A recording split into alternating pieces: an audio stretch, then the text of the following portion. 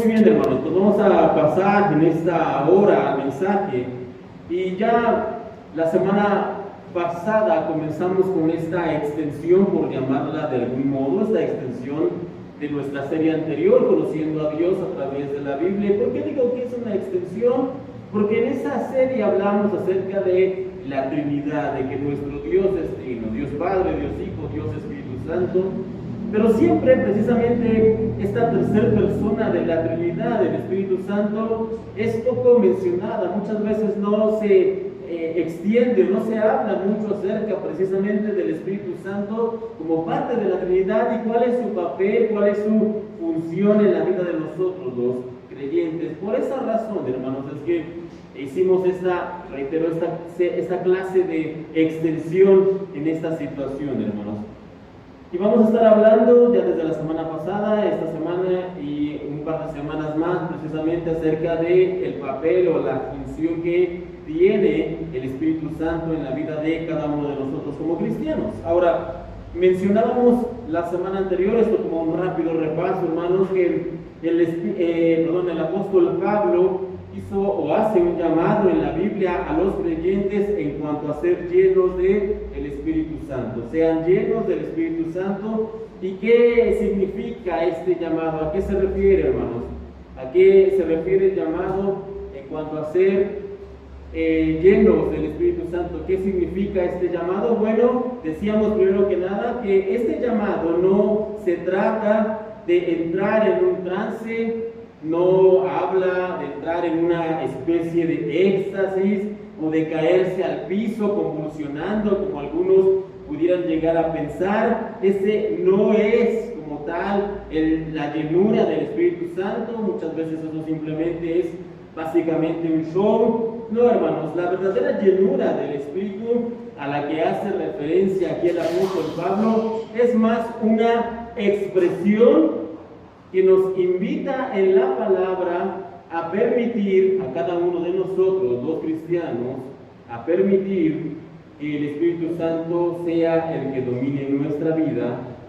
¿Y a qué me refiero con esto? Bueno, que el Espíritu Santo debe dominar nuestros pensamientos, debe dominar nuestras acciones, debe dominar, hermanos, nuestras palabras, como nos dirigimos a los demás. Eso realmente es a lo que se refiere la Biblia cuando nos dice o nos invita a que permitamos que el Espíritu Santo nos lleve.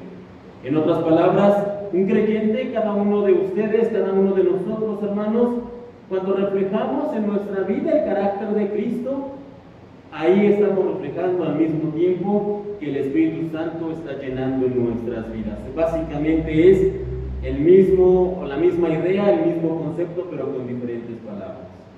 Ahora, hermanos, una pregunta: ¿cómo es que nosotros podemos saber o cómo podemos nosotros conocer que el Espíritu Santo realmente está llenándonos, que el Espíritu Santo realmente está controlando nuestras vidas? Bueno, tenemos diferentes formas o métodos de saberlo, pero hay uno en particular que nos puede ayudar a conocerlo. Ahora sí, acompáñenme por favor, Gálatas capítulo 5. Gálatas 5, versículos del 18 al 23.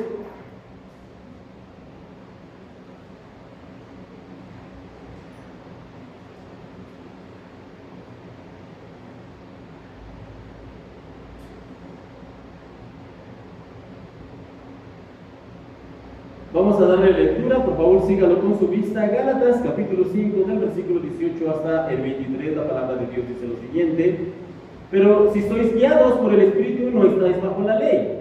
Y manifiestas son las obras de la carne, que son adulterio, fornicación, inmundicia, lascivia, idolatría, hechicerías, enemistades, pleitos, celos, iras, contiendas, disensiones, herejías, envidias, homicidios, borracheras, orgías y cosas semejantes a estas, acerca de las cuales os amonesto, como ya os lo he dicho antes, que los que practican tales cosas no heredarán el reino de Dios.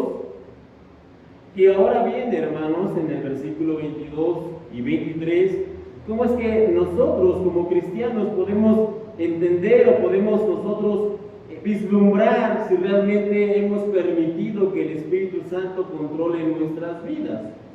Dice lo siguiente, versículo 22 en adelante: más el fruto del Espíritu es amor, gozo, paz, paciencia, benignidad, bondad, fe, mansedumbre, templanza. Contra tales cosas no hay ley. Ahora, hermanos, entendiendo esto del versículo 22 al versículo 23, esto básicamente son las características, los elementos que nosotros como creyentes tenemos que demostrar en nuestras vidas. Pero antes de pasar a ver un par más de ellos, quiero recordarles en esta mañana que todas estas características que acabamos de leer, amor, gozo, paz, paciencia, etcétera, se conocen como el fruto del Espíritu. Y quiero hacer énfasis, como lo hacía ya la semana pasada, es el fruto del Espíritu, no los frutos. ¿Y por qué quiero que entendamos qué es el fruto? Porque Dios, nuestro Señor, Él no quiere cambiar solamente una parte de nosotros. Él no quiere solamente que una porción de nuestro carácter sea como el de Cristo. Lo que realmente quiere el Señor es cambiarlo todo. Por eso es que les decía, hermanos, que es el fruto y no los frutos. El Señor no solamente quiere cambiar una parte de nosotros, Él no solamente quiere que seamos o más amables, o más pacientes, o más benignos. No, Él quiere que todos estos elementos que componen un fruto, el fruto del Espíritu, se desarrollen y se manifiesten en nosotros. Muy bien, hermanos, una disculpa por los problemas técnicos. A veces son, como dicen, imprevistos, y si los pudiéramos prever, pues no serían imprevistos. Una disculpa por la cuestión de la luz, lo revisaremos en breve para que no ocurra en la semana. Pero retomemos, hermanos, por favor, no dejemos que esto nos distraiga. Yo sé que a veces hay ruidos, a veces hay problemas técnicos de luz, pero pongamos atención a lo que nos importa y a lo que venimos aquí, que es escuchar la palabra de Dios. Retomemos, hermanos.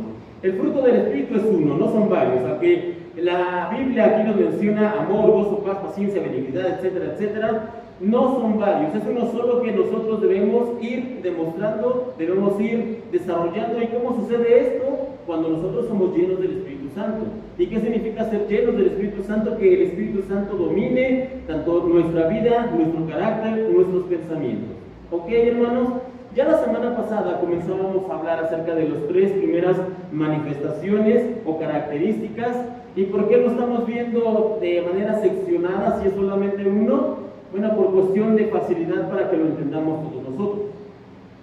Lo vamos a ir viendo uno por uno, ¿ok? Aunque siempre teniendo en mente, hermanos, siempre recordando que son una parte de un todo, un solo fruto que se refleja en diferentes características de nuestra vida, en diferentes partes de nuestro carácter. Ahora, ya vimos amor, gozo y paz. Eso fue la semana anterior.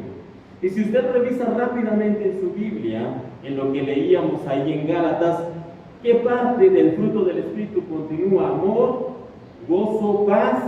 Y el cuarto elemento que Dios quiere trabajar en nuestro carácter es la parte de la paciencia. La parte de la paciencia. ¿Y qué es la paciencia? Bueno, se define la paciencia, hermanos, como la capacidad para padecer o para soportar algo sin que nos alteremos. Es la capacidad, repito, para poder padecer o para poder soportar algo sin que nuestro carácter se altere. ¿Ok? Ahora, cuando hablo de paciencia, hermanos, incluso puedo yo sentirme un poco mal. ¿Saben por qué? Porque creo que es una característica, es un rasgo de carácter de la cual todos nosotros tenemos en exceso. ¿Es verdad? Todos nosotros, creo, somos en exceso pacientes. ¿Cuántos son así en sus vidas? ¿Puedo ver sus manos? ¿Cuántos son en extremo pacientes en todo problema, situación o dificultad que se presenta en sus vidas? Bueno, si somos honestos, si hablamos con verdad, Creo que la verdad, hermanos, lo que sucede es lo contrario. La mayoría, por no decir todos, nosotros hemos sentido, somos conscientes de que nos falta precisamente paciencia. Muchas veces nos encontramos frente a problemas, frente a circunstancias, frente a situaciones difíciles y nos hemos hallado precisamente entendiendo que nos hace falta la paciencia. ¿Y cómo es que lo entendemos? Bueno, por la manera en que reaccionamos, contestamos mal, a los gritos muchas veces, manoteamos. Ya no hablemos de las personas que no tienen paciencia y que llegan incluso a los extremos de los golpes o arreglar, entre comillas, arreglar las cosas de una peor manera. Pero, como les decía, si somos honestos, todos podemos aceptar en mayor o menor medida que nos falta la paciencia. No obstante, hermanos, antes de que nos desanimemos o que nos entristezcamos porque aceptamos y reconocemos de que no tenemos paciencia, antes de ello, nosotros como cristianos lo que tenemos que hacer es acudir al Señor y pedirle su ayuda, hermanos, para ser pacientes. Y aquí quiero que entendamos algo, hermanos. No estoy diciendo que usted vaya y que le ore al Señor o que ore a Dios y que le diga, Señor, dame paciencia, porque eso así no funciona. Porque muchas veces, ¿qué pasa cuando nosotros vamos y hacemos esta clase de oración? Señor, dame paciencia, pero para ayer, porque ya la necesitaba. No se trata, y escuche muy bien, de ir y de pedirle al Señor que nos dé paciencia. No, lo que yo acabo de decirles es que debemos ir y pedirle al Señor su ayuda para ser pacientes. No pedir paciencia, sino que el Señor nos capacite para poder ser pacientes. Y esto es muy diferente.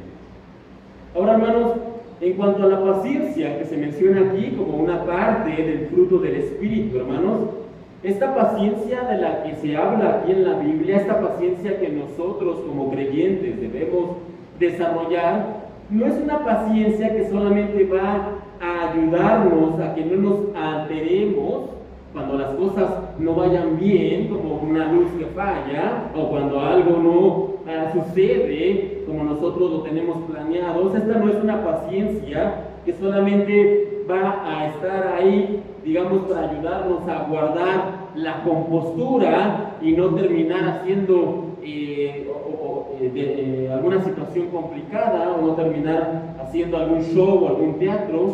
Esta no es simplemente la paciencia de la que nos habla aquí la Biblia como parte del fruto del Espíritu. La paciencia de la que se nos habla aquí va más allá, hermanos. No vamos a entrar en detalle, solamente recordemos que la Biblia no fue escrita en español originalmente. El idioma en donde se escribió el Nuevo Testamento de manera original fue el griego, y la palabra, hermanos, griega que se utiliza aquí, que después se tradujo como paciencia, es una palabra que más bien da una idea. ¿Y cuál es esa idea, hermanos?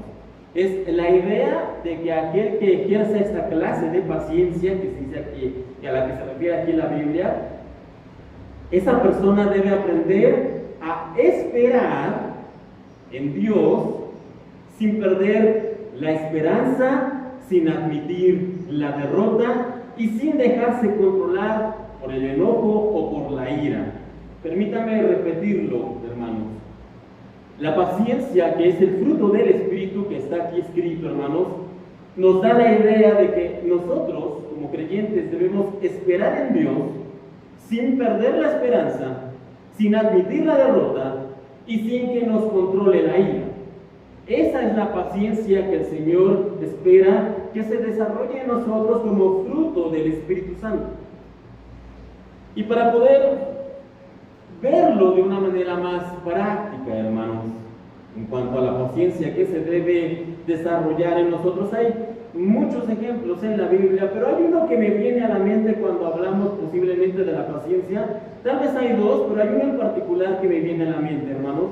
Uno es Moisés, un hombre por demás paciente, que tuvo que soportar con la paciencia de Dios, la paciencia del Espíritu, un montón de situaciones y de pruebas y del pueblo rebelde, pero no vamos a hablar de él en esta mañana. Y el otro, hermanos, el otro personaje en la Biblia en quien me viene a la mente cuando hablamos de paciencia es posiblemente Abraham.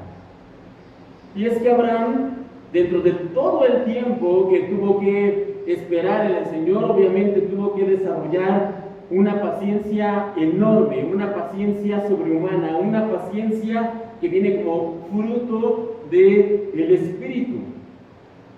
Así que vamos a hablar en esta mañana precisamente de Abraham y vamos a ir viendo algunos elementos a lo largo de su vida que nos hablan precisamente de esta paciencia que él fue desarrollando con ayuda de Dios. Y lo primero que debemos entender en el caso de Abraham, hermanos, de lo que tuvo que soportar o de la manera en que él demuestra su paciencia, es precisamente algo muy simple, hermanos, y es su nombre. En la Biblia se nos habla que su nombre original era precisamente Abraham, ¿okay? Que se puede traducir simplemente como padre, Abraham, ¿okay? Pero un buen día Dios viene a la vida de este hombre, Abraham, y le cambia el nombre. Y le dice, ya no te vas a llamar más Abraham, sino que a partir de ahora te vas a llamar Abraham, o Abraham, como dirían algunos, que realmente es el nombre de este patriarca, Abraham. Ahora, ¿cuál es la importancia de un nombre? ¿Qué tiene que ver en este cambio de Abraham a Abraham? ¿En qué nos habla esto de paciencia, hermanos? Bueno, hay que entender los significados para poder entender la paciencia de este hombre. Y es que Abraham, les decía ya, significa padre, pero Abraham significa padre de multitudes o padre de naciones. Y una vez más, ¿qué tiene que ver esto? Bueno, el problema es que Abraham, en ese momento, cuando Dios le cambia el nombre, no era padre de multitudes. Es más, ¿saben qué? Ni siquiera era padre. No tenía ni un hijo. Y Dios viene a la vida de este hombre que no tenía ni un hijo y le dice, mira Abraham, ya no te vas a llamar Abraham, padre, sino que ahora vas a ser Abraham, padre de naciones. Y me imagino a Abraham reuniendo a la gente, a sus siervos, a los que servían ahí en su casa y diciéndoles, ¿saben qué, muchachos? Dios me habló y me dijo que ya no me van a conocer como Abraham, me van a conocer como Abraham. Seguramente las reacciones fueron muy variadas, pero entre los siervos, entre la gente que escuchó, seguramente hubo algunos que hicieron los ojos para arriba, tal vez algunos que se rieron, y tal vez esos comentarios, esas situaciones llegaron a los oídos de este hombre. ¿Por qué? Porque era muy complicado, hermanos. Y con toda esta situación, con todos estos problemas, ¿qué es lo que tuvo que cultivar Abraham, padre de naciones, ahora delante de todas esas personas? Obviamente, lo que tuvo que cultivar fue la paciencia. Porque Dios, aquí hay que agregar algo, Dios le había prometido a su siervo que lo iba a bendecir con un hijo. Pero hermanos, cuando nosotros vamos a la Biblia en Génesis y leemos esto, todo esto que les estoy contando, para nosotros son 3, 4, tal vez 5, 6 capítulos de la Biblia. Algo que leemos en cuestión de unos minutos, no nos toma más tiempo. Pero algo más que tuvo que soportar este hombre, Abraham, no fueron 4 o 5 capítulos de la Biblia, no fueron cuestiones que se pueden leer en un par de minutos, hermanos. Esto que les digo, nosotros podemos leer de una manera tan rápida en la vida de Abraham, fueron años, décadas, en las que este hombre había escuchado la voz de Dios, había cumplido con el mandato de Dios, se había cambiado el nombre como Dios le había dicho, pero no llegaba a ese hijo de la promesa. Y esto es lo segundo que Abraham tuvo que soportar, la edad, el paso del tiempo. Porque hermanos, varones sobre todo, también las mujeres, por el caso de los varones, pues ustedes saben la situación en cuanto al cuerpo, qué es lo que pasa con los años. Cuando uno es joven, adolescente, pues uno puede correr durante horas, uno puede brincar, uno puede saltar, uno puede incluso llegar a lesionarse en alguna parte del cuerpo y la recuperación es rápida. El cansancio no nos agobia tanto. Pero conforme pasan los años, hermanos, ¿qué es lo que sucede? Los golpes tardan más en sanar, el cansancio llega más rápido, la espalda duele, las piernas también, los brazos molestan. Ya no es lo mismo, como dicen algunos, los 3 mosqueteros que 20 años después. Y Abraham comienza obviamente con toda esta situación, con toda esta prueba, a darse cuenta de eso. Su cuerpo ya no era el mismo, ya no hablemos obviamente de su esposa. Sara también comienza a envejecer, porque los años pasaban por el patriarca, pero también por Sara, su esposa. Y Abraham tuvo que esperar con paciencia, reitero, no solamente lo que posiblemente hablaban de él cuando se cambió su nombre, sino que también el paso del tiempo tuvo que esperar pacientemente. Pero hermanos, es fácil soportar, digamos, de alguna manera, es fácil esperar, es fácil, por decirlo de algún modo, tener paciencia cuando tenemos gente que nos acompaña en esa espera. Yo no sé si a usted le ha pasado en alguna situación, en alguna circunstancia, que ha tenido que esperar, tal vez en algún consultorio médico, tal vez en alguna fila para comprar algo o para ver a alguien, pero no es lo mismo esperar en esa fila, en ese consultorio, en esa situación, solo que esperar con alguien. Cuando esperamos con alguien, sobre todo con alguien que amamos, esa espera se hace rápida. Esa espera a lo mejor fueron 3 o 4 o 5 horas, pero de repente ni lo sentimos porque alguien nos acompañaba. Y ustedes pueden decir, bueno, Abraham no estaba solo, tenía su esposa. Una esposa que lo acompañaba, una esposa que lo amaba y una esposa que le ayudaba en la espera, sí, hermanos, pero hasta cierto punto. ¿Y por qué digo eso? Porque llegó un momento en la vida de Abraham y de Sara, su esposa, en que a Sara la espera le comenzó a parecer complicada, le comenzó a costar muchísimo, e incluso llegó a hacer esto. No vaya para allá. La Biblia nos narra en el libro de Génesis, capítulo 18, que unos seres, unas personas, digamos, nosotros sabemos, porque la Biblia también así lo dice, que eran ángeles, los ángeles del Señor llegaron con Abraham. Abraham lo recibe en su casa, en su tienda, comienzan a platicar, y uno de ellos le recuerda a Abraham la promesa que él iba a tener descendencia, que él iba a tener un hijo. Todo esto usted puede leerlo en Génesis 18. Pero en el versículo 12 ocurre lo siguiente, hermano. Permítame leer. Génesis 18:2. Se rió pues Sara entre sí diciendo: después que he envejecido tendré deleite, siendo también mi señor, hablando de Abraham, mi señor, ya viejo.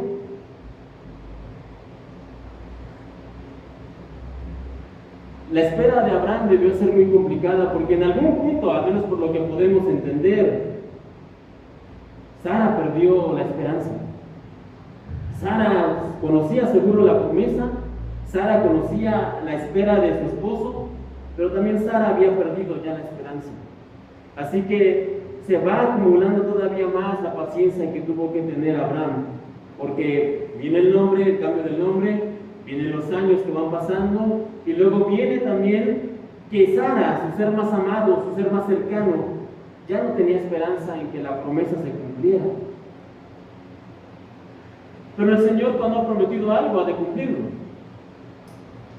No importa el tiempo que pase, no importa incluso si la esperanza se va perdiendo, hermano. Si el Señor ha prometido algo, Él lo va a cumplir. Y la Biblia nos dice unos capítulos más adelante, en Génesis 21, versículo 5, que llegó precisamente el hijo de la promesa, llegó y nació Abraham. Génesis 21:5 dice: y era Abraham de 100 años cuando nació su hijo Isaac.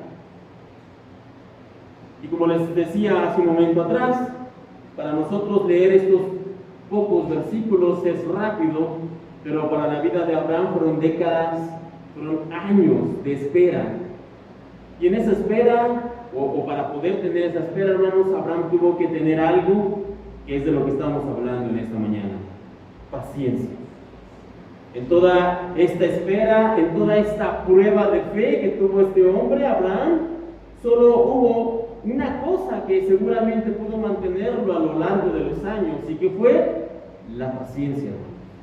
Porque como ya les decía, hermanos, la paciencia como fruto del Espíritu, hermanos, no solamente nos ayuda a que no nos alteremos o a guardar la compostura, hermanos, no, la paciencia como el fruto del Espíritu que el Señor quiere que nosotros desarrollemos, nos ayuda a esperar sin perder la esperanza, nos ayuda a no admitir la derrota y nos ayuda a no permitir que la ira nos controle. Por eso es que la paciencia como fruto del Espíritu no solamente es esperar y esperar, no, va más allá. Hermanos, cuando nosotros, con la ayuda del Señor obviamente, cuando nosotros aprendemos a esperar con paciencia como lo hizo Abraham, las circunstancias que estamos viviendo no es que no sean importantes, pero ya pasan a un segundo plano. Sin importar si la tormenta es fuerte, sin importar las críticas, como en el caso de Abraham, sin importar a veces los temores, va a pasar, no va a pasar, sucederá, no sucederá, sin importar la aflicción, incluso hermanos, si se pierde la esperanza, como les decía, la paciencia del Señor nos puede sostener. Y no quiero aquí hablar, hermanos, que solamente fue Sara la que perdió, esa Sara no tuvo la paciencia, no tuvo la esperanza para esperar en Dios, hermanos. ¿Sabe quién más perdió además de Sara la esperanza? No estoy diciendo que no tuvieran paciencia, pero ¿sabe quién más perdió la esperanza en esa espera, en ese tiempo, en esos años y décadas que tuvo que esperar esta pareja? No solo Sara perdió la esperanza, sino que incluso Abraham perdió la esperanza. ¿Y cómo es que si perdió la esperanza, Dios cumplió con su promesa? Porque a pesar de que ya no tenía esperanza, hermanos, Abraham pacientemente confiaba en Dios. No vaya para esta cita, pero por favor anote, Romanos 4, versículo del 18 al 22. Romanos 4, del 18 al 22. Permítame leerlo, Romanos 4, 18 al 22. Él creyó, aquí está hablando de Abraham, él creyó en esperanza contra esperanza para llegar a ser padre de muchas gentes, conforme a lo que se le había dicho, así será tu descendencia. Y no se debilitó en la fe al considerar su cuerpo y que estaba ya como muerto, siendo casi de 100 años, o la esterilidad de la matriz de Sara. Tampoco dudó por incredulidad de la promesa de Dios, sino que se fortaleció en fe, dando gloria a Dios, plenamente convencido de que era también poderoso para hacer todo lo que había prometido, por lo cual también su fe le fue contado por justicia. Ahora, de esto, hermanos, quiero destacar la primera línea. Dice ahí, esperanza contra esperanza. Dice ahí, Romanos 4, 18, esperanza contra esperanza. ¿Y qué significa esto, hermanos? Bueno, esperanza contra esperanza, hermanos, se contrarresta. O para hacerlo más sencillo, es ya no tener esperanza. Esperanza contra esperanza es una frase que ya no utilizamos, hermanos, en nuestro español actual. Pero básicamente, si lo ponemos en palabras actuales o del día de hoy, básicamente lo que significa es cuando Abraham ya no tenía esperanza. Cuando Abraham estaba sin esperar realmente que se cumpliera la promesa, pero pacientemente confiaba en Dios, hermanos. Abraham siguió creyendo en Dios. ¿Por qué? Porque tenía paciencia. Tenía la paciencia como fruto del Espíritu. Y esta, hermanos, es la importancia de desarrollar la paciencia que viene de Dios.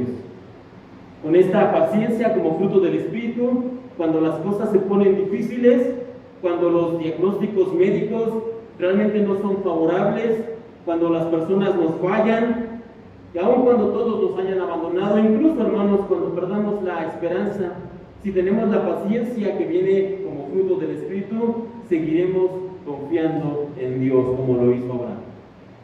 Así que, hermanos, la paciencia como el fruto del Espíritu, quiero que entendamos, no solamente es ser paciente como el término coloquial, el término normal que esperamos. No se trata solamente de ser paciente como, mira, esa persona es muy paciente porque no se altera, porque no cambia su carácter. Eso es bueno, hermanos, pero va más allá. La paciencia que el Espíritu Santo quiere darnos a nosotros es una paciencia que nos ayuda a soportar las aflicciones, a confiar en Dios, a no bajar los brazos, a no admitir la derrota y a confiar en que Dios cumplirá con su promesa. Esa es la paciencia del Espíritu, esa es la paciencia que el Señor quiere formar en nosotros. Ahora, hermanos, vamos a pasar al siguiente elemento o característica que vamos a hablar en esta mañana en cuanto al fruto del Espíritu. Permítanme leer de nuevo Gálatas 5, del 18 en adelante. Bueno, el último versículo más bien, dice ahí, mas el fruto del Espíritu es amor, ya lo vimos, gozo, paz, paciencia, y continúa y dice ahí, benignidad. Ahora, hermanos, esta palabra, benignidad, ¿a qué se refiere? ¿Qué significa? ¿De qué es lo que nos habla aquí cuando dice que de nosotros espera que manifestemos benignidad? O en otras palabras, que seamos benignos. ¿Qué significa? ¿Qué es lo que aquí nos está hablando? Bueno, podríamos decir, hermanos, en cierto sentido, que parte del trabajo, por llamarlo de algún modo, del trabajo del Espíritu Santo en la vida de nosotros, los creyentes, no solamente es que nosotros tengamos una relación correcta con Dios, eso es importante, hermanos, pero eso es solamente una parte. El Espíritu Santo que habita en nosotros, que está en nosotros, que mora en nosotros, hermanos, no solamente quiere que tengamos una relación correcta con Dios, es decir, de arriba hacia abajo, sino que también quiere que nosotros tengamos una buena relación con las personas que están a nuestro alrededor, con los demás seres humanos. Ahora, esta buena relación, hermanos, que nosotros debemos cultivar con los que nos rodean, este buen carácter, esta buena situación que nosotros debemos tener los unos con los otros, eso es benignidad, hermanos. De hecho, en otras traducciones de la Biblia, cuando usted pueda buscarlas, búsquelas, pero esta parte del fruto del Espíritu se le menciona o se traduce como amabilidad. Entonces nosotros, hermanos, no solo basta como creyentes en que tengamos una buena relación con Dios, sino que también nosotros debemos tener una buena relación con las personas que nos rodean. Debemos ser benignos o amables. Ahora bien, hermanos, sobre este punto quiero comenzar mencionando lo que no es benignidad. Y aquí es importante que lo aclaremos, hermanos, porque muchas personas consideran o piensan que ser una persona amable o benigna, en este caso, como dice la Biblia aquí en la Reina Valera 60, ser una persona benigna significa tener un carácter débil y permitir que los demás pasen por encima de nosotros. Eso es ser una persona benigna, eso es ser una persona amable, y por lo tanto yo no quiero eso. Por mí nadie va a pasar por encima, de mí nadie va a abusar de mi carácter, yo no voy a permitir que nadie se burle de mí, y por lo tanto, cuando escuchamos que debemos ser benignos o que debemos ser amables, eso no nos gusta y lo desechamos, lo ponemos por un lado. Hermanos, eso no es ser benigno.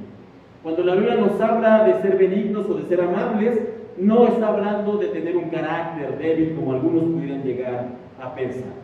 La verdadera benignidad o amabilidad, hermanos, como ya lo mencionábamos, realmente de lo que se trata es de ser, y tiene que ver con el punto anterior, se trata de ser pacientes con los demás, se trata de ser amables con otros, se trata de buscar siempre la paz en nuestra relación, en nuestro trato con las personas, se trata de ser gentiles, se trata de no guardar rencores aun cuando nos hacen daño, hermanos. Esa es la verdadera benignidad. En otras palabras, hermanos, la benignidad, habla de la manera en que debemos reaccionar con los demás. Debemos nosotros tener un trato amable, debemos nosotros tener una buena relación con otros. ¿Y por qué menciono, hermanos, que se trata de la reacción? Porque hoy no lo vamos a ver, Dios mediante la próxima semana, pero esta característica del fruto del Espíritu, la benignidad, va de la mano con otra, la siguiente, la bondad. Y a veces podríamos llegar a pensar que es lo mismo, benignidad y bondad, pues parece que suenan a lo mismo, hermanos, pero no, son cosas diferentes, pero que se complementan. Y permítame explicar esto. Mientras que la benignidad se trata de la manera en que reaccionamos a los demás, ¿okay?, de la manera en que nosotros somos con otros, la bondad se trata de la forma en la que nosotros actuamos con los demás. Una vez más, la benignidad es reacción, yo reacciono de manera benigna, la bondad es acción, yo hago cosas buenas por los demás. ¿Ok? Termino de adentrarme en esto, hermanos. La benignidad es, no importa la manera en que tú me trates, yo voy a ser benigno contigo, es reacción. La bondad es acción, yo te voy a tratar bien porque nace de mí, porque es lo que el Señor me pide. Acción y reacción, acción y reacción. Por eso les digo que se complementan, pero en este momento vamos a estar hablando de la benignidad, la manera en que reaccionamos ante los demás.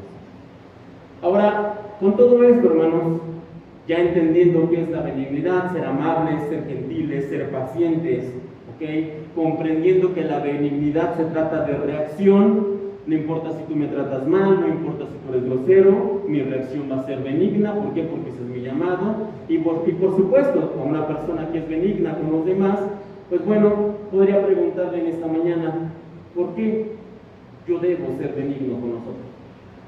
Tal vez alguno de ustedes se lo esté preguntando en esta mañana, y permítame, si esa es su pregunta, si eso es lo que tienen en mente, hermanos, permítame responder a esto, porque yo debo ser benigno, con un pasaje de la Biblia. Efesios 5:1. Efesios capítulo 5, versículo 1 dice lo siguiente: sed pues imitadores de Dios como hijos amados. Sed pues imitadores de Dios como hijos amados. Y bueno, podrían ahora estarse preguntando, ¿qué tiene que ver eso con el hecho de que yo tengo que ser benigno? Bueno, puesto que Dios es nuestro Padre, hermanos, porque así lo confesamos y lo declaramos, puesto que Dios es nuestro Padre y Dios es benigno, entonces nosotros debemos ser benignos como nuestro Padre, porque se nos ha mandado a imitar, debemos ser como Dios, ya que Dios es benigno, se espera de nosotros que seamos benignos. De hecho, esto no solamente lo digo yo, no solamente lo encontramos aquí, hay varios versículos, pero un versículo más en donde Jesucristo mismo nos habla de esto. Mateo 5, del 44 en adelante, dice: pero yo os digo, aquí está hablando el Señor Jesucristo, amad a vuestros enemigos, bendecid a los que os maldicen, haced bien a los que os aborrecen, y orad por los que os ultrajan y os persiguen, para que seáis hijos de vuestro Padre que está en los cielos, que hace salir su sol sobre malos y buenos, y que hace llover sobre justos e injustos. Puesto que nuestro Dios es benigno, repito, se espera de nosotros sus hijos que seamos benignos con los demás, aun cuando, entre comillas, no lo merezcan, aun cuando sean malas personas, aun cuando no nos hayan tratado de la mejor manera. Y es que el Espíritu de Dios, que estamos hablando aquí del Espíritu Santo, el Espíritu Santo quiere que nosotros seamos benignos con los demás, por la simple razón, hermanos, de que nuestro Señor es benigno. Tenemos un Dios que es tierno, que es bueno, que es dulce con los demás, y ese Dios, ese Padre Celestial, es al que nosotros hemos sido llamados a imitar. Así que, a manera rápida de respuesta, ¿por qué tenemos que ser benignos con los demás, hermanos? Porque nuestro Dios es benigno, porque nuestro Padre es benigno. Ahora, ¿es fácil ser benignos, hermanos? No. De hecho, para ser bastante honestos, es algo que es imposible en nosotros como humanos, porque si me hacen mal, yo reacciono mal. Si me ofenden, pues ya voy a buscar ofenderte. Si me haces daño, voy a buscar pagarte ese daño, incluso al doble, si yo puedo. Esa es nuestra reacción natural. Pero nosotros debemos permitir, como les decía ya, que el Espíritu Santo nos llene, que Él nos controle, que Él nos dirija, y debemos nosotros, hermanos, nosotros reaccionar de manera benigna. Por nuestras propias fuerzas no, sino con ayuda de Dios, permitiendo que el Espíritu Santo nos llene. Regresemos con Abraham, hermanos, y también hay varios puntos o varias veces en donde Abraham muestra precisamente esta benignidad en su vida, esta manera de proceder.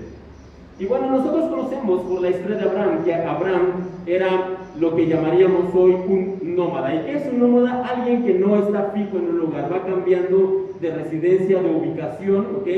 Básicamente eso es lo que sería Abraham en nuestros días, un nómada. ¿Por qué? Porque el Señor, cuando lo llama originalmente a Abraham, siendo más joven, el llamado del Señor fue: vete de tu tierra y de tu parentela a la tierra que yo te mostraré. Ese es el llamado que Dios le hizo a Abraham de manera original. Sin embargo, hubo una cosa que hizo Abraham. Abraham escuchó la voz de Dios, obedeció, pero se llevó a dos personas con él. Tal vez no era parte del llamado, pero Dios no le dijo que no lo hiciera, así que Abraham continuó con eso. Se llevó a su padre y se llevó a alguien más. ¿Usted sabe quién? Se llevó a su sobrino, se llevó a Lot. Y no se lo llevó simplemente porque quería llevárselo. Se lo llevó porque su sobrino era huérfano. No tenía a nadie que lo cuidara, así que Abraham, cuando decide seguir la voz de Dios, se lleva a su papá y también se lleva a su sobrino para cuidarlo, porque era casi como un hijo para Abraham. Ahora, hermanos, esta no es como tal toda la muestra de benignidad, hermanos, porque alguno puede decir, bueno, está bien, o sea, Abraham se llevó al sobrino como muestra de benignidad, pero también es como muestra de familia, de humanidad, es lo mínimo que Abraham podría haber hecho por el muchacho. No estoy hablando de aquí, o en este punto, hermanos, esta no es la muestra de benignidad de Abraham. Estoy hablando de años después.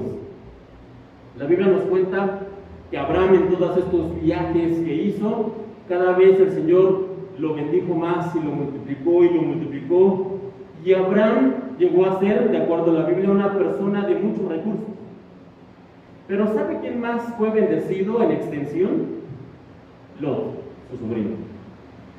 No solo Abraham creció en cuestión de bienes materiales y de ganado y todo lo que tenía, sino que también su sobrino, con el paso de los años, obviamente no se iba a quedar como un muchachito toda la vida, creció, se convirtió en un hombre, un adulto, y también fue bendecido por parte de Dios.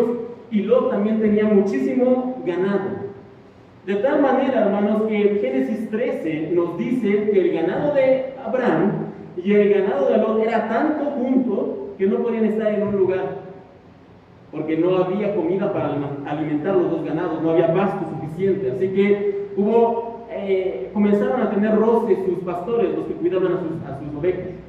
Porque unos decían, bueno, es que como Abraham es el mayor, sus ovejas tienen que comer primero. Y otros decían, no, mi señor Lot, ellos tienen que comer primero sus animales. Y entonces hubo roces, hubo problemas, de tal manera, hermanos, que sucede lo siguiente. Permítame leer Génesis 13, el versículo 8 y el 9. Génesis 13, 8 y 9. Entonces Abraham dijo a Lot, no haya ahora altercado entre nosotros dos, entre mis pastores y los tuyos, porque somos hermanos. ¿No está toda la tierra delante de ti? Le dijo Abraham. Yo te ruego que te apartes de mí. Si fueras a la mano izquierda, yo iré a la derecha, y si tú vas a la derecha, yo iré a la izquierda, le dice Abraham a su sobrino. Ahora, hermanos, esto es lo que encontramos en la Biblia, pero póngase en los zapatos de Abraham. Pongámonos por un momento en su lugar, hermanos. ¿Qué habríamos hecho nosotros hoy? ¿Habríamos sido benignos como fue Abraham? Porque básicamente esta es la benignidad de los que estamos hablando en esta mañana. ¿Sabes qué, Lot? Entiendo que hay un problema.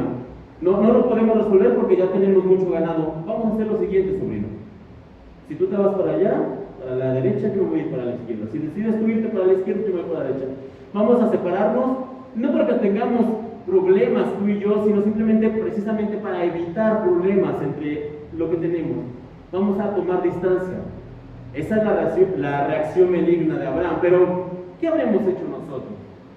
¿Así me pagas, mal agradecido? Yo que te recogí, yo todo lo que hice por ti, y así, ¿sabes qué? Yo voy a agarrar la mejor tierra y tú te vas a quedar con lo peor. Porque eso es lo que te mereces por ser un mal agradecido, ¿no? Esa es la reacción, digo, de muchos de nosotros. Habría sido la reacción, pero no de Abraham, y no de una persona que es benigna, que es paciente, amable y que reacciona de una manera adecuada. Y esta benignidad es el fruto que se espera que nosotros llevemos. Y alguno diría, bueno, está bien, o sea, también obviamente Abraham lo hizo, obviamente, por una cuestión lógica, de logística, tenían que separarse porque el ganado de Lot era mucho, el de Abraham, por cuestiones numéricas, si no come bien uno, si no come bien el otro, al final se iban a terminar enfermando, iban a perder los dos todo lo que tenían. Fue más que benignidad, una cuestión logística, podría decirme algunos. Bueno, podría ser, hermanos, pero ya separados, ya con distancia entre los dos, ¿qué obligación tenía Abraham con Lot? No era su hijo, se habían separado. Podríamos llegar a decir, Abraham ya no tenía obligación, pero sucedió lo siguiente, hermanos. En el siguiente capítulo, Génesis 14, ya pasados unos años después de esta situación en que se separan, sucedió que fueron a la ciudad en donde Lot se había ubicado y atacaron unos reyes vecinos, conquistaron y se llevaron a las personas como prisioneras, entre ellas a Lot y su familia. Y si Abraham no hubiera sido, o si no fuera Abraham un hombre benigno, cuando se entera de la noticia habría dicho, pobre no, si se hubiera quedado conmigo no hubiera pasado eso. si hubiera entendido su lugar, si no hubiera sido un malagradecido, esto no le habría pasado. Eso, repito, es la reacción o sería la reacción de muchos de nosotros, que a veces nos falta esa benignidad que debe ser fruto del Espíritu en nuestras vidas. Pero Abraham no era así. Abraham era un hombre benigno porque el Espíritu Santo había transformado su vida, había trabajado con él. Abraham era un hombre benigno, y cuando escucha que a su sobrino se lo habían llevado, que lo tenían capturado, lo que hace Abraham es que organiza a su gente, y no crea que Abraham tenía soldados o un pequeño ejército personal, que no. Abraham lo que hace, hermanos, es que reúne a sus siervos, 318 siervos, medio los prepara como puede, porque eran siervos, no soldados, y va más con la ayuda de Dios que otra cosa a rescatar a su sobrino, y lo consigue. Rescata a su sobrino, de hecho rescata, vence a los reyes que habían ido, rescata a su sobrino, rescata a la gente y regresa. Más, repito, con ayuda de Dios que otra cosa. Esta es la benignidad, hermanos, que se espera de nosotros. Abraham ya no tenía, por decirlo de algún modo, obligación con su sobrino. Ya lo había recogido, aunque suene mal, pero lo había recogido cuando niño, lo había educado, lo había llevado consigo, le había dado, le había bendecido, le había crecido, se habían separado, y ya no tenía, si se pone a pensar, obligación con el sobrino. Pero Abraham, con esta benignidad de la que estamos hablando, con este amor, con esta bondad, y el hecho de poder hacer, y esto lo vamos a retomar, les adelanto un poco, la próxima semana, precisamente con la cuestión de la bondad, va y ayuda a su sobrino, lo rescata. Esta es la benignidad y la bondad trabajando en acción.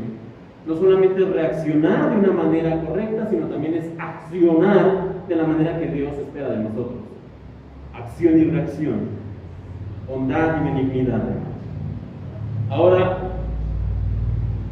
quiero ser honesto con ustedes, hermanos. Y muchas veces, aunque usted, con ayuda de Dios, obviamente, pueda ser benigno, eso no le asegura que usted va a estar bien. El hecho de actuar de una manera benigna, de una manera justa, digamos, de una manera que se espera de nosotros como hijos de Dios, eso no quiere decir que todo va a ir bien, eso no quiere decir que usted va a estar tranquilo, eso ni siquiera sabe que le asegura la paz. Tal vez sí la paz con Dios, pero no la paz con los hombres. ¿Y por qué le digo esto? Bueno, en el siguiente capítulo de la Biblia, Génesis 15. Génesis 15, hermanos. En ese capítulo se nos cuenta que Abraham estaba intranquilo, que Abraham estaba nervioso. ¿Pero por qué? Abraham había actuado bien, había ayudado a su sobrino, había ido a vencer a los reyes. Abraham había hecho lo correcto, había actuado de una manera benigna y bondadosa. ¿Por qué Abraham no estaba en paz? Bueno, hermanos, porque repito, muchas veces la benignidad y la bondad en un mundo como el que vivimos hoy en día no es lo mejor. No es lo mejor. Justamente ayer me platicaban de un caso, hermanos, de una persona en una empresa que se dio cuenta de que robaban. Y esta persona en una buena acción fue y levantó una denuncia anónima entre comillas, porque al parecer la otra persona se enteró y mandó a hacerle un ajuste de cuentas a su casa de esta persona. De tal manera que incluso ahora esta persona terminó renunciando, huyéndose, porque teme por ella y por su familia. Por eso es que les digo que muchas veces actuar de una manera justa, benigna y bondadosa, muchas veces no va a ser lo mejor. Al menos no en este plano terrenal, pero ¿sabe a nosotros a quién le vamos a dar cuentas? No en este nivel, sino a Dios. Y en el caso de Abraham, hermanos, cuando lo encontramos en el capítulo 15 del libro de Génesis, nos dice que no podía dormir, se nos dice que estaba nervioso. ¿Y por qué sucedía esto en la vida de Abraham? Bueno, es parte de la especulación, hermanos, pero seguramente Abraham sabía que esos reyes a los que había ido a combatir podrían regresar. ¿Y qué pasaba si regresaban? ¿Y qué pasaba si lo atacaban en medio de la noche? ¿Qué pasaba si se organizaban, si traían más gente? ¿Qué pasaba si intentaban obtener represalias? ¿Qué iba a pasar con Abraham? Y Abraham se pone a pensar y dice, ¿qué pasa si vienen? Y comienza a ponerse nervioso, pierde la paz, no puede dormir. Y comienza a preguntarse, en una experiencia que ha tenido Abraham cercana a la muerte, después de lo que ha ido a liberar a su sobrino Job, y comienza, a Lot, perdón, y comienza a pensar y dice, ¿y si muero? ¿Y si vienen y me atacan? ¿Y si me matan finalmente? Y llega a la conclusión de que todo iba a perderse porque dice Abraham, no tengo hijos. Hasta ese punto todavía Abraham no había recibido la promesa, no había recibido Isaac. Si vienen, si me atacan, si muero, no tengo descendencia, no tengo a quién heredarle todo. ¿Qué va a pasar?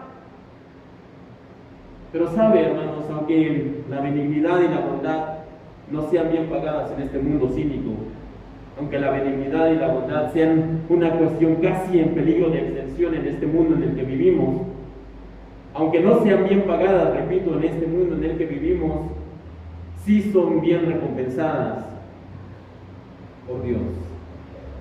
Y no solamente en la eternidad, no solamente en la otra vida, muchas veces el Señor sí lo paga también en esta vida. Y en el caso de Abraham fue así. Me encanta este pasaje de Génesis 15, en el versículo 1. Estando Abraham en toda esta situación, dice la Biblia, después de estas cosas, ¿qué cosas? Todo lo que les acabo de decir, el rescate de Lot, la incertidumbre de Abraham, su temor, el no saber qué va a pasar, el miedo a la muerte, el no tener descendencia. Después de todo esto que se le está golpeando en los hombres a este pobre hombre ya anciano, ya un patriarca ya entrado en años, después de estas cosas vino la palabra de Jehová a Abraham en visión, diciendo, no temas. No temas, Abraham. Y hemos hablado en otras ocasiones de esta promesa de Dios, y el Señor le dice, yo soy tu escudo, es decir, yo soy el que te protege, Abraham. ¿Tienes miedo de los que pudieran venir? Yo soy tu escudo. Y le dice además de eso, y tu galardón será sobremanera grande. Tal vez Abraham se estaba preguntando precisamente lo que les decía, ¿qué me gané por ir y ser bueno con mi sobrino? ¿Qué me saqué por ir y ayudar a esta gente que ni conozco, de Sodoma y de Gomorra? ¿Qué es lo que yo estoy obteniendo? Tal vez Abraham se preguntaba, pero el Señor le dice, Abraham, no temas, yo soy tu escudo y tu galardón será sobremanera grande. Porque hermanos, aunque este mundo cínico, repito, no pague bien la benignidad, ni la bondad, ni el ser justos, ni el actuar conforme al carácter de Cristo, ni tenga realmente valor o no valore el fruto del Espíritu, como nosotros lo hemos visto, el amor, el gozo, la paz, la paciencia y la benignidad, que es lo último que vamos a ver en esta mañana. Aunque el mundo los desdeñe, aunque el mundo lo vea como una situación que ya pasó de moda, algo que no debe practicarse, algo que no es atractivo, aunque el mundo lo haga a un lado, para el Señor, hermanos, para el Señor es su fruto, para el Señor es lo que espera de nosotros, para el Señor es algo que será recompensado de una manera o de sobremanera grande. Así que, hermanos, no hagamos esto también, quiero como punto final, no les pido que nosotros desarrollemos o pidamos este fruto del Espíritu en nuestras vidas solo por la recompensa, no se trata de eso, aunque será recompensado. Pero sí debemos hacerlo, hermanos, para poder cumplir la voluntad de Dios, para caminar agradando al Señor, nuestro Señor. Y debemos hacerlo, hermanos, porque es un mandamiento, es un mandato de nuestro Señor. Sean llenos del Espíritu. ¿Cómo somos llenos de ese Espíritu? Cuando permitimos que Él nos controle. Y cuando Él nos controle, en nuestras vidas se va a manifestar el amor, el gozo, la paciencia, la benignidad. Con esto en mente, hermanos, vamos a terminar en esta mañana. Si el Señor lo permite, la próxima semana vamos a terminar esta parte del fruto del Espíritu con los últimos 4 elementos o características del fruto, que es la bondad, complemento de la benignidad, la fe, aquello que nosotros debemos tener para agradar a Dios, la mansedumbre y la templanza. Cuatro características del fruto del Espíritu que debemos también manifestar en nosotros. Dicho todo esto, les voy a pedir que nos pongamos de pie.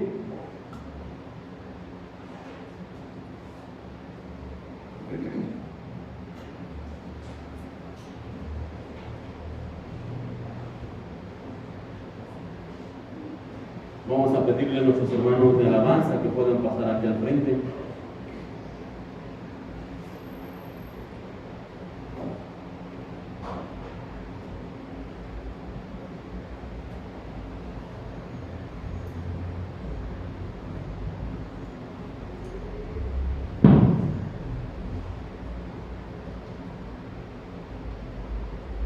Y vamos a hacer una oración.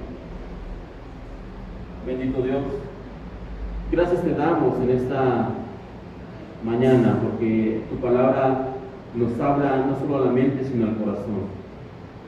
Queremos juntos pedirte en esta mañana reconocer que muchas veces nos falta la paciencia. Las circunstancias, los problemas, las personas, nos falta paciencia para tratarlos de la manera correcta, de la manera en que tú lo harías. Reconociendo esto, quisiéramos pedirte en esta mañana que tú nos ayudes a desarrollar esa paciencia que no tenemos. Que nos ayudes a ser pacientes con los demás, con las personas, con nuestros amigos, con nuestra familia.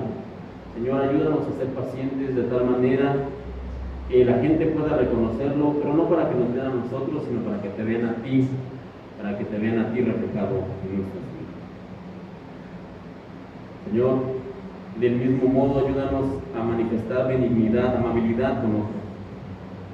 Sabemos que muchas veces eso se ve como un signo de debilidad, pero en ti no lo es.